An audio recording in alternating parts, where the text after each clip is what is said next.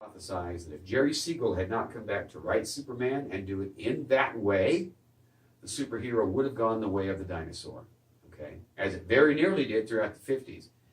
Another thing is happening too.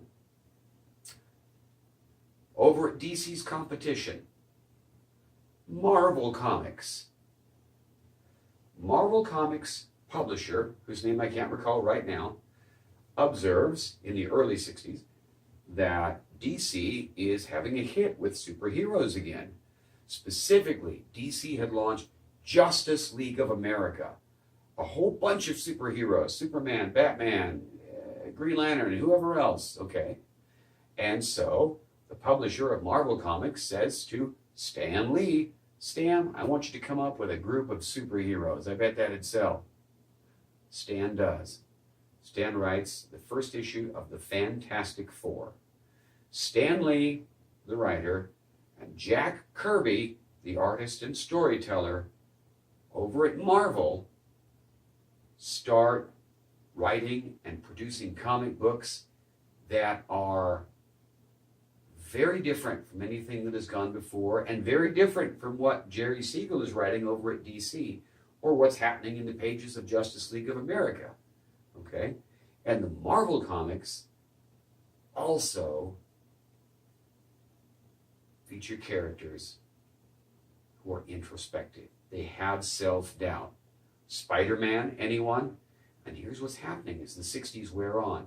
The Marvel comics catch on college campuses. College kids, people who are getting their degrees in science or literature or math or business administration or whatever, okay? I shouldn't say college kids. I'm sorry, that sounds kind of condescending. College students there, I apologize for that. College students love Marvel Comics, and these are the young people who are going to go on to be the older people who drive the wheels of American society in the 1970s. Okay. That's what happens during the Silver Age. Superheroes come back, and they come back differently. They come back in a way more maturely than they had been before. And then the Batman TV show comes along in the late 60s and almost wrecks the whole train again. Almost, but not quite. Okay, guys, that's our introductory lecture. Heading into this week, our midterm exam is coming up this Thursday, or perhaps I'm just going to assign it for you to take sometime over the ensuing weekend. I haven't decided yet, okay? So don't quote me on that because I don't know yet, but I'll figure it out.